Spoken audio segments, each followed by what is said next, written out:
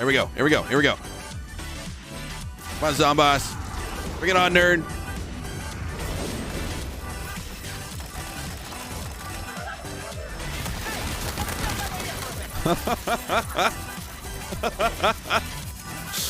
Oh, man. She's dead.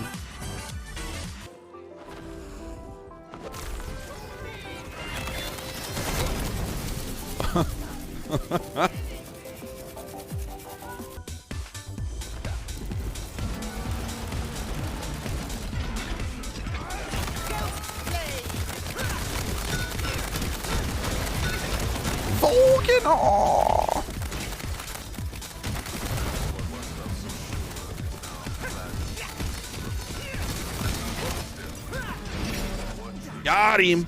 Watch, she's gonna kill me. Let's go. Let's do it. It's gonna be a good one. I can feel it.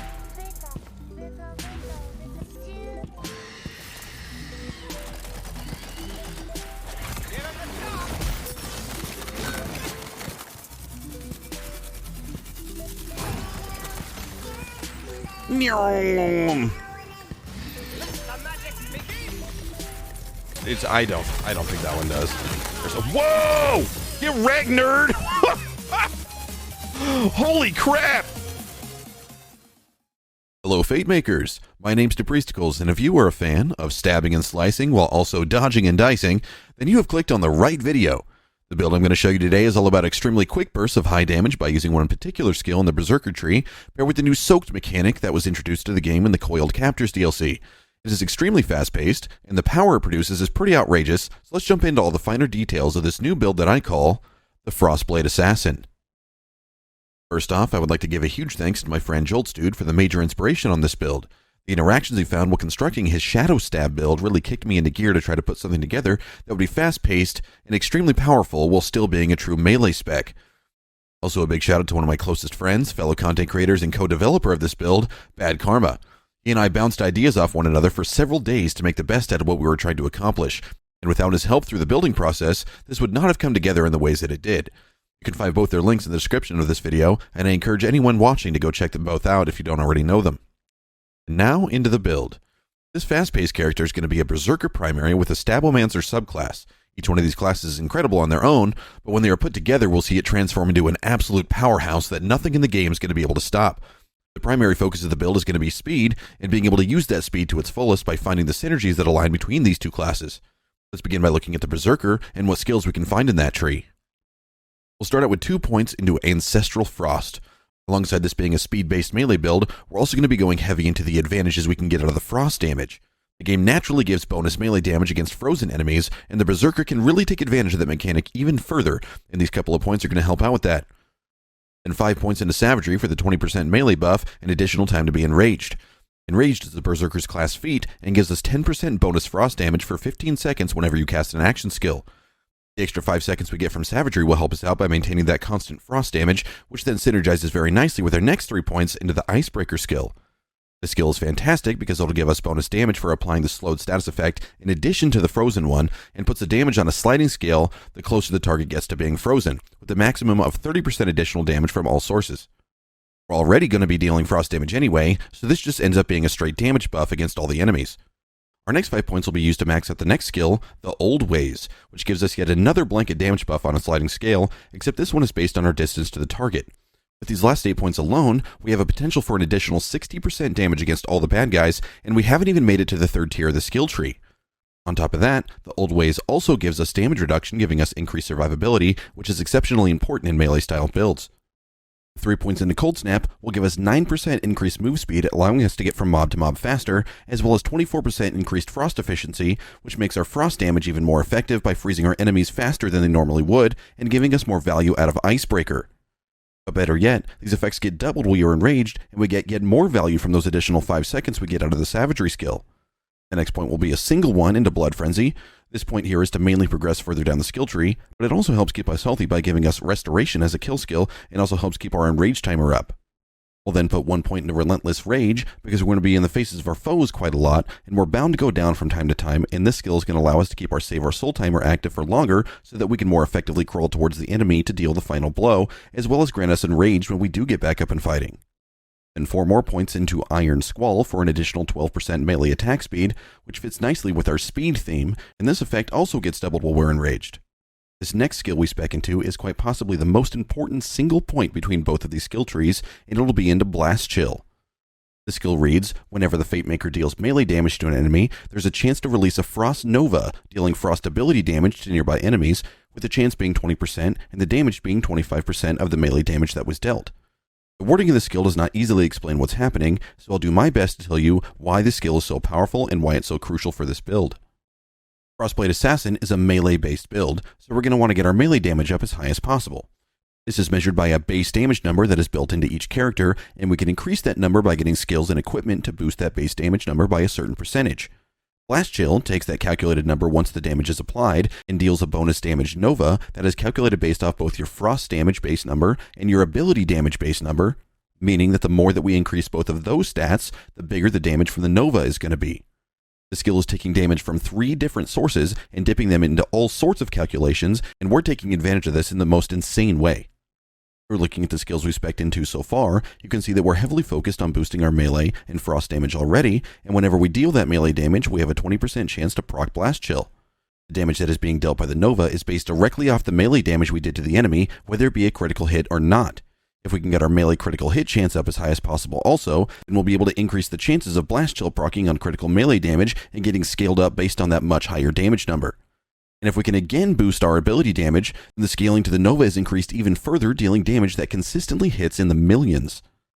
For my testing of this interaction while putting this build together, I was able to hit up to 41 million damage in a single hit, and I saw plenty of room for improvement if my target for this build was highest single target damage. The trick to this build as a whole was to find the very precarious balance of all these different damage types to give us an end result that is next to unstoppable. Blast Chill may not only be one of the major reasons why this build performs the way it does, but it might just be one of the most powerful skills to have in the entire game when properly built around.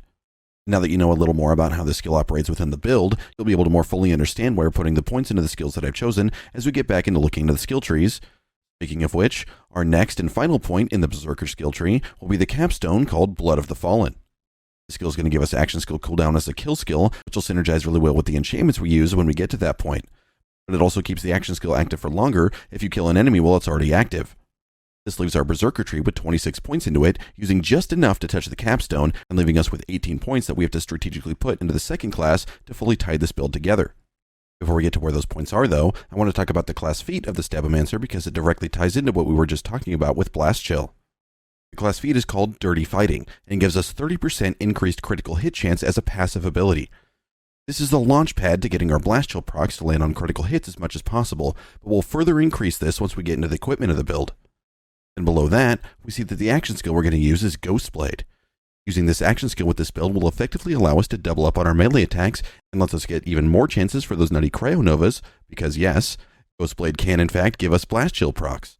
We also get the added benefit of being able to cast our melee damage to places we can't normally reach, and giving us an advantage that most melee builds don't have by having a way to damage flying enemies and bosses such as Daryl and Banshee. And onto the skills, our first 4 points into the Stabbo will be into Arsenal, giving us 12% increased melee damage. We're lacking the final point in this skill though, because 3% is really not going to make that big of a difference in terms of power for us, but the extra skill point that we can use later helps us in a much more significant way. The next 3 points will go into maxing out the Haste skill, which gives both movement speed as well as melee attack speed, and this skill, just like the skills from the Zerker tree that grant movement speed and melee damage, can be doubled up on each time we cast a spell, which will be happening about every 10 seconds while in combat. Between this skill and Cold Snap giving us an incredible amount of move speed, we're going to get zipping around the map extremely quickly, so we may as well take advantage of that speed by putting 5 points into Swift Death. Swift Death reads, while moving, the Fate Maker gains increased damage dealt, with a blanket damage buff of 10% at default walk speed, but even our default speed is much faster than normal, so we're going to be getting a ton of value from this skill. We then want to max out Exploit Their Weakness for our final blanket buff to the tune of 6% per unique status damage effect stack.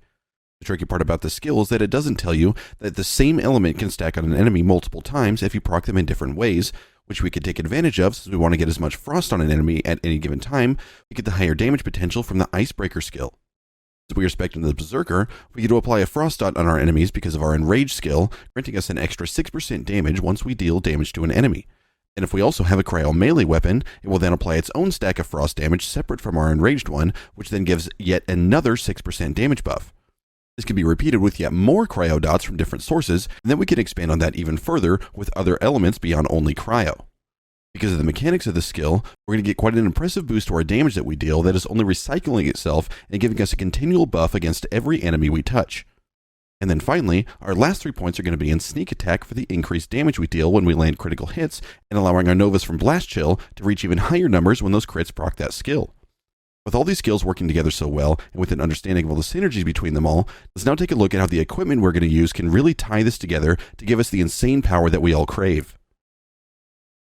The featured item of the FROSTBLADE ASSASSIN build may both be surprising to a certain degree, but also completely expected at the same time. It's expected because it's the melee weapon, which doesn't come as a surprise to anybody, but I don't know that many people would suspect it to be the particular weapon in use. We have opted for yet more speed rather than raw power with this build, with the featured item which is an innervating twin soul of acceleration. This particular weapon boasts an impressive 1.94 attack speed, which we have made even faster with our points into Iron Squall and Haste. The reduction in damage we're taking from the sword, as opposed to the runner-up, the Wailing Banshee, is more than a fair trade-off when we think of the amount of times that we can get Blast Chill to proc, and even though those Nova Blasts won't be as big, the damage per second will be much higher. Beyond that, since it's a Twin Soul, we get to use 2 hilt mods at the trade-off of a static legendary effect, or rather the legendary effect of the Twin Soul is that it has 2 hilt mods. The 2 mods that rolled on this particular one are Warrior and Ancient, which is just the combo that we needed to unify this entire build. The Ancient mod reads, melee attacks restore 5% of your action skill cooldown, which will give us our action skill back so quickly when it's not in use that you'll hardly even notice that it's ever on cooldown, since our melee attack speed is going to be so fast with the help of our Cold Snap and Haste skills. And the Warrior mod reads, melee attacks increase your damage reduction and melee damage dealt by 8% for 10 seconds and stacks 5 times. This hilt mod gives us both survivability and a damage buff by 40% just for doing what we want to do anyway, which is swing our sword at the bad guys. This weapon is giving us everything we need to keep the value engine of this build running, and because of that and the incredible synergies it brings to the table is why this Twin Soul is the featured item of this build. The synergies keep going in our equipment though, with this mood ring that rolled with full melee bonuses and a whopping 50% critical hit chance bonus as one of the passives, giving us even higher chances of getting Blast Shield to proc on critical hits. This is all exceptionally helpful on a mood ring because since we are melee centric, we'll very rarely have a full shield. But if you thought that was helpful, it pales next to this championship ring, which rolled with only critical hit chance on it at an unreal 75%. I was a little upset when I saw it was ability damage instead of melee, but it works out in our favor actually, because this is going to directly affect the damage to our Blast Chill Novas. Our armor mod we're going to use is this new mod that comes from the Coiled Captors DLC called the Cape of Tides. This one is for a Berserker and Clawbringer instead of Berserker and Stabbomancer, but that is the only downside that comes from this mod, and everything else has nothing but good things to show. First, we get an additional point into Blast Chill, which doubles the damage of the Novas that they are proccing. And the additional 4 points are all into Savagery, which boosts our melee damage from this skill up to 36% and gives us an additional 4 seconds to our Enrage timer, bringing it to 9 seconds. It also has some amazing passives on it, one of which is melee critical hit chance, bringing us that much closer to proccing Blast Chill on melee hits. The Cape of Tides also comes with a 25% chance to apply a soak status effect whenever a critical hit is landed, and the major majority of our hits are going to be critical, resulting in the soaked effect on almost all of our enemies at a very high rate.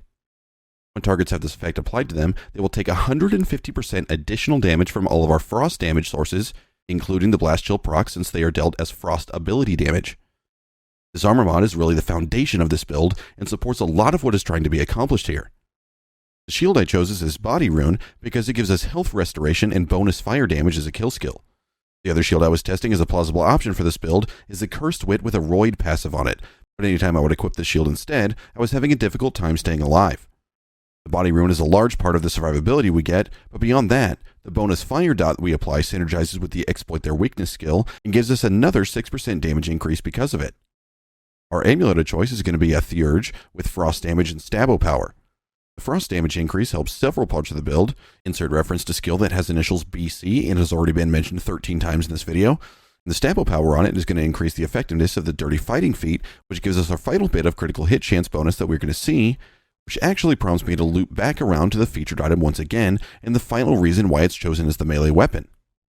When I was doing my testing, I found that after all these critical chance bonuses, I would sit at 60.5% if I have the Wailing Banshee equipped. This honestly is quite good, and I was happy to see that over half my melee swings had the potential to critically hit, dealing massive damage paired with the even bigger Nova. However, with the Twin Soul equipped, the crit chance jumps to 80.6. With the critical chance being this high, the odds of getting both a critical hit paired with a Blast Chill proc is extremely likely. And this is where the massive power of this build really lies, in the final reason why the Twin Soul is being featured. But back to the amulet. This Theurge also gives us a flat damage bonus as a passive, and also gives us action skill cooldown rate whenever we cast a spell. And the spell that we are going to be casting will be this Cryo Buffmeister with both Bonk and Ka-Chow. Getting Bonk on a Buffmeister means that while the duration of the spell is active, you'll be getting an 80% increase to melee damage that you deal, where Ka-Chow grants 80% ability damage, making this spell synergize with the build perfectly. Also, since the spell has 2 charges, we're going to be able to cast it as often as we need with one particular enchantment that we'll look at shortly. The gun I keep in the first slot is going to be a ×2 liquid cooling and is primarily used to freeze our enemies or deal enough damage to kill a mob while on Save Your Soul, but is not a primary damage dealing source. The second gun is going to be a Cryo Skulldugger pistol, and this gun is here for the 40% melee damage passive on it. This is the highest melee damage passive I have seen on any weapon, and this one can be used to help freeze enemies if needed, as well as dealing high burst damage against a frozen enemy. However, it is still not our primary source of damage. The gun we want in our hands while we're doing our main bit of swinging is actually going to be this Livewire. If you aren't already aware, the Livewire creates a lightning chain to nearby enemies when you shoot this weapon at them, but what you may not know, even if you are familiar with the Livewire, is that it also creates those lightning chains when you melee an enemy when it's held in your hands. And also that damage from the lightning chains is scaled off the damage you deal rather than the damage of the gun itself. Meaning that the lightning chains are going to deal higher damage the higher your melee damage is, while also applying a lightning dot to all the baddies in the area and further benefiting from our Exploit Their Weakness skill. And our final weapon is going to be this purple black powder masher that shoots 5 bolts at a time, and each bolt stuck in an enemy grants an additional 3% melee damage for 3 seconds. This gun is generally used against bosses to boost your melee damage to its maximum potential in order to take them down as quickly as possible.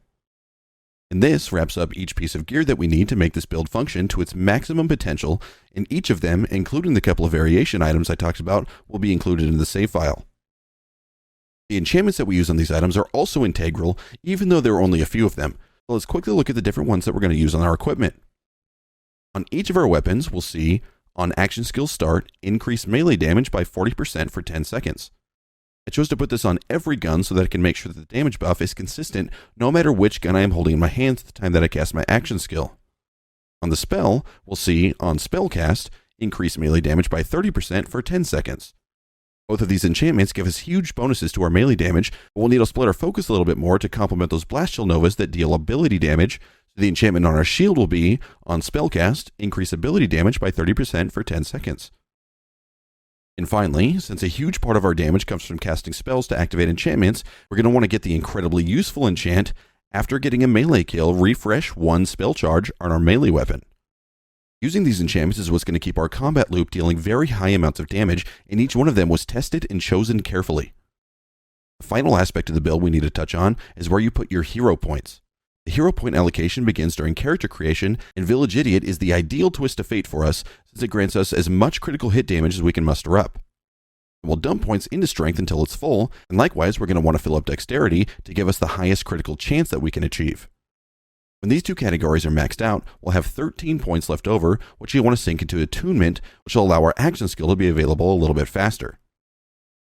And with that, my friends, we have seen each detail that has gone into constructing this build, and what would be left at this point is to explain the practical application of using it, but to be honest, there really isn't much to it. The whole main focus of the build is melee and speed. All you need to make sure that you're doing is casting your spell every 10 or so seconds to keep your enchantments going, and throwing your action skill around the map and watching all of your foes explode into icy chunks of viscera because of your ethereal blender. Meanwhile, you're running around the map at high speeds and flailing your weapon around in front of yourself like an 8-year-old who is taking fencing lessons from a wacky waving inflatable arm flailing tube man in hopes to make contact with an enemy before you go flying past them. Honestly, this is one of the most fun builds I have played in any of the games from the Borderlands franchise, and I hope that those of you who give it a try will have as much fun as I do. Thanks for checking out the video, guys. If you want a copy of the save file that includes everything I've shown in today's video, make sure you join the Discord, read and agree to the rules, and navigate to the save file sharing section. Before you click away, though, don't forget to hit like if you liked and subscribe if you like me, and hit the little bell icon to be notified of future videos. You can also come say hi while I'm live over at twitch.tv/Depriesticles. Thanks so much, and I'll see you in the next video.